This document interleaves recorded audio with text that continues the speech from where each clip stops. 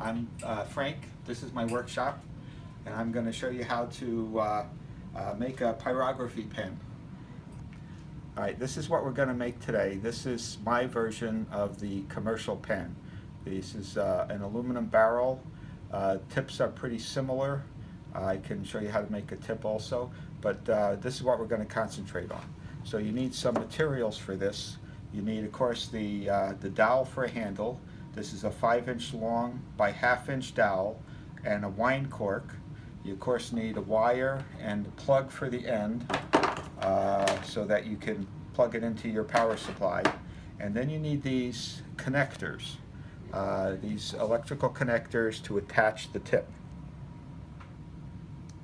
Okay, and I'm going to show you how to get those. I picked these up at actually American Science and Surplus. They come in a couple of different sizes. This is the way you'll see them.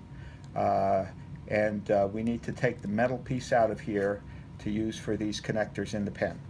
We'll also need a little piece of foam, some epoxy, and the wire, of course, and the connector. And so there's some tools that you need. You need a piece of coat hanger for aligning the tips, and I'll show you what that's for and how to use it. You'll need a 1/4-inch drill and a 1/2-inch drill. If you have a lathe, this is a pretty easy project to drill these parts out. You drill halfway through from each side on the cork and then on the dowel, and it works pretty easily if you have a lathe. If you don't have a lathe, I will show you how to drill it out with just a 1/2-inch drill. You need a stick to mix up your epoxy with, a pair of scissors, some pliers, of course screwdrivers that you can use for these electrical parts, and some wire strippers. Okay, so having said that, we can get started. Okay, the first thing I'm going to do is show you an easy way to get these metal parts out of here. First, when I tried to do that, I ripped it apart and it was really a lot of trouble. But there's a real simple way to do it. Screw the screws all the way in, and then you snip off the plastic. If you stick ends like that, if you just try and unscrew the screws, they're trapped in there and they won't come out. Once you snip off the plastic, then you can unscrew these screws, and then this metal part just slides right out of the plastic. Here it is here. Take the screws and you put them back in here.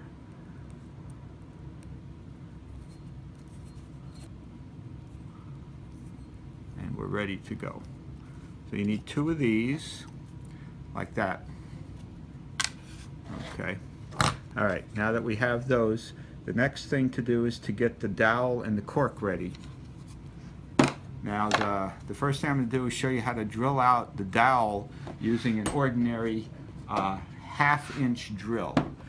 You'll need a 1/2-inch drill because you put the dowel actually in the drill. Now this is a piece of dowel that I've marked the center on, close as I can get it, and we put this in the chuck. We're going to turn the dowel instead of the drill bit, and that helps keep it centered. I take the pilot drill and I put it in the vise. You want to clamp it pretty good, because then I'm gonna hold this as straight as I can and drill into the dowel.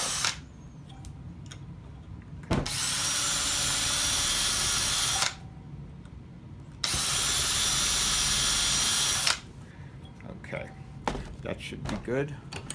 Now we take the 1/4-inch drill and we put that in the vise. Now you could clamp this if you don't have a vise like this. Now we need to be able to drill halfway through the dowel.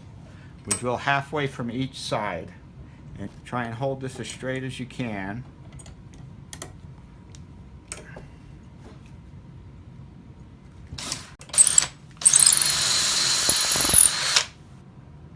but because the dowel is turning rather than the drill bit, it wants to stay centered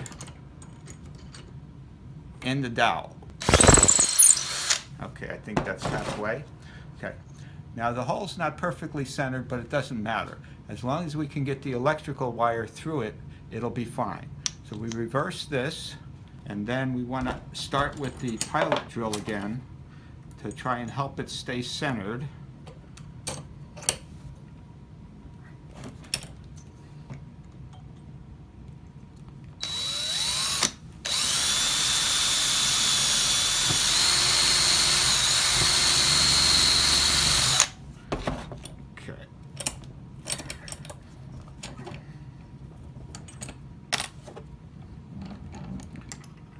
Clamp the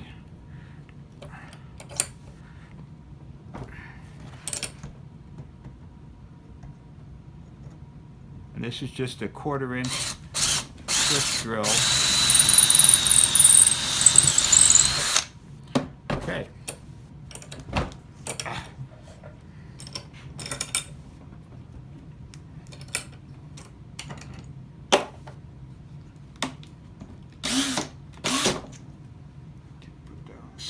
There. Now we have a hole here all the way through the dowel. And again, it's not perfect, but it doesn't need to be as long as we can get a wire through it. This is my wire. It already has the plug on the end, so I will feed it through one of these, and that's that part. Okay, so we have the dowel drilled. Now we're going to drill the cork. Now the cork, since we can't put it in the chuck of the drill, we have to just hand hold it. But it is doable. Take the pilot drill, we put that in here, and I've marked the as close to the center as I can get. And I'm just going to hand hold this and drill it as straight as I can from both sides again. Okay. Now I'm going to use the 1/2 inch drill. If you do this on a drill press or with a lathe, you can use a Forstner bit if you have one. But this is a demonstration for those that don't. Now this, you just go slow, and again, we want to go about halfway. And then from the other side, try not to drill into my hand.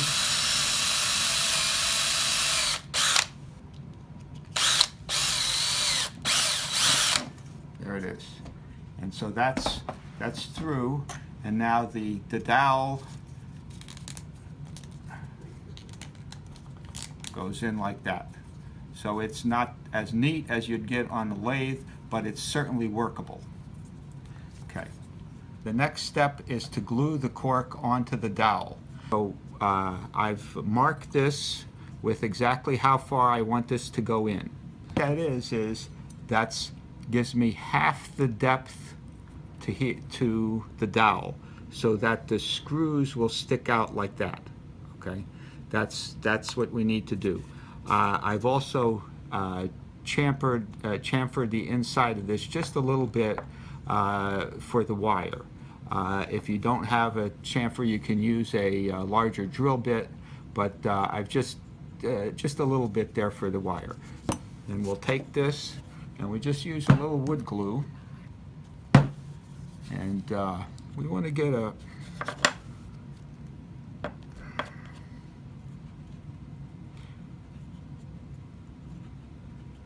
pretty good coating on here. We want that to stay good. And we push the cork on, and right up to that line, and I just sort of spread the glue around here. It doesn't hurt to be like that. Okay, that's that. Now we wait for this glue to dry before we can do the next step. Okay, the next step is to attach the connectors to the wire. But first we're going to put the wire through the dowel. because I already have my connector on the end. If you haven't put the connector on the end, then you can save this for later. Okay, so we put the dowel on here. Now I'm going to strip a little wire off each one of these for the connectors. Okay, we only want the wire to come up, again, about half this distance. So we want it like that. Make them as even as you can. Okay, like that. All right, screwed. Put this on here and use my screwdriver to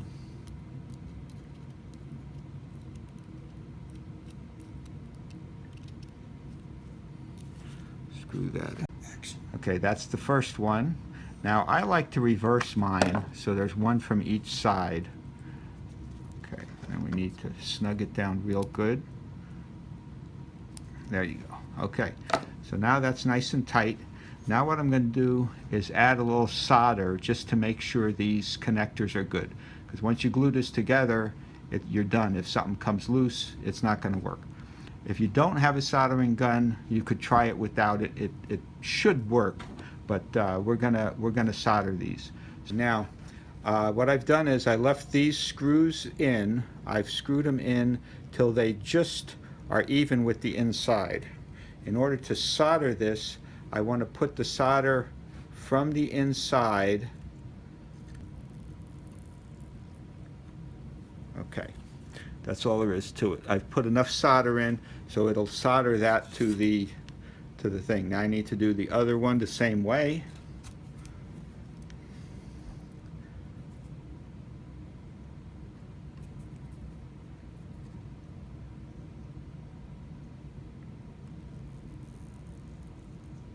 The reason you want to leave the screws in is because if you get a little solder in the screw threads, you'll never get the screw back in.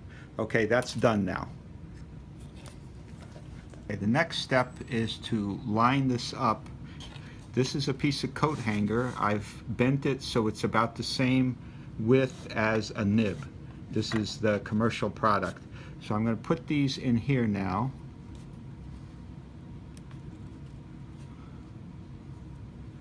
I'm going to tighten up these screws.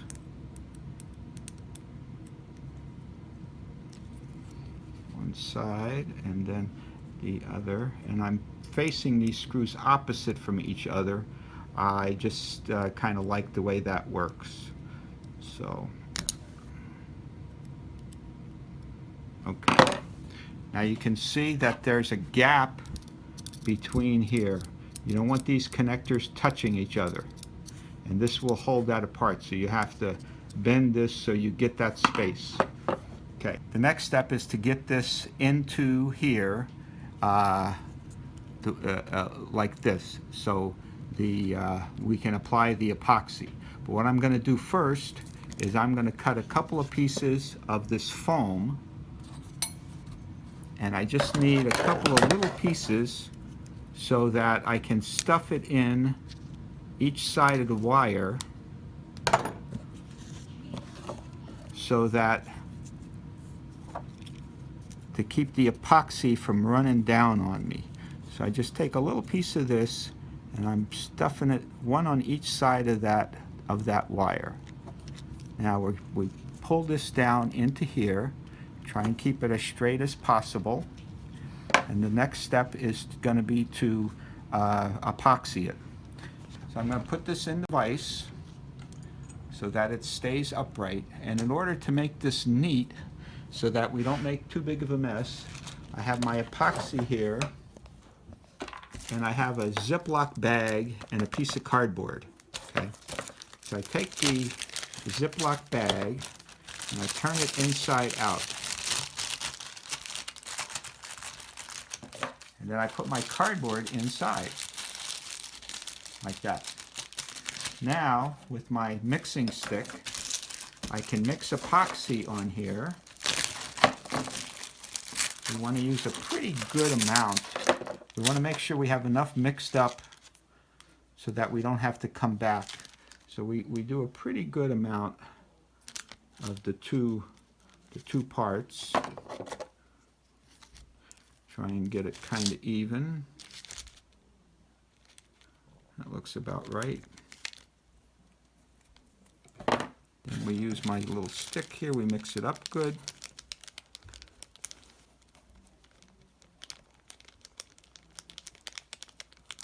Once it's sufficiently mixed up, we take the cardboard out.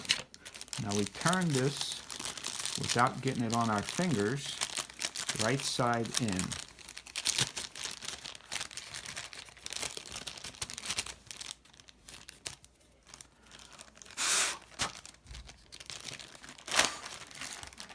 Now I use the cardboard, or you could use a stick, to squeeze the epoxy down to that corner. So I have it like this now. And I take my scissors, where'd my scissors go? And I just nip off the very, very corner, like that. Now I can squeeze this into the pen without making a big mess. And we want to work our way around, make sure we fill all the voids, but not get it on the screws. It's okay if it gets on the front of the cork, but that's basically it. Let's wait, see if it sinks down at all.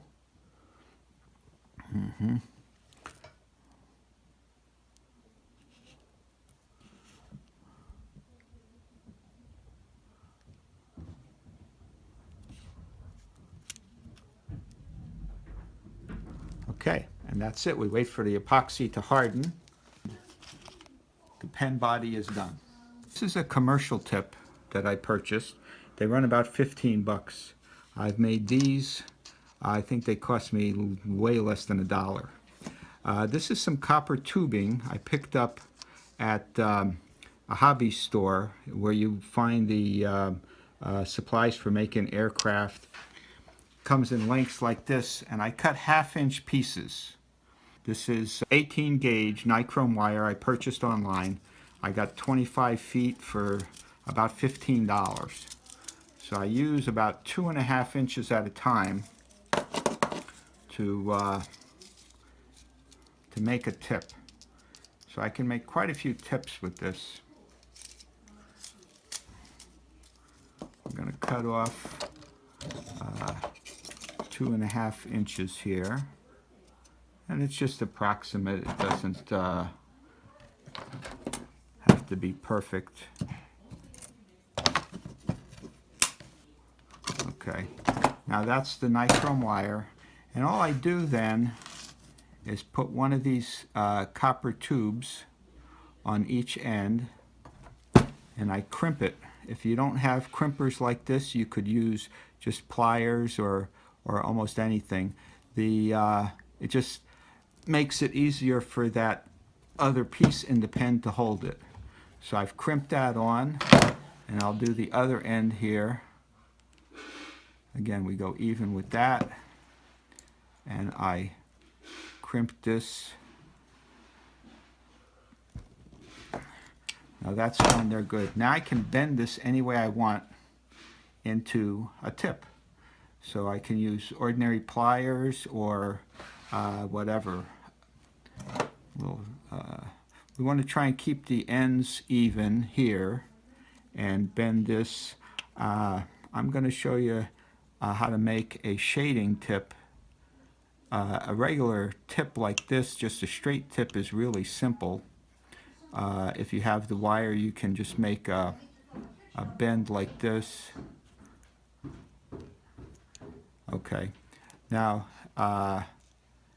so then you could use that, or I'm going to show you how to turn it into a shading tip that looks like this. First thing I'm going to do is going to take this tip, which is just the bent wire, and put it in my handle.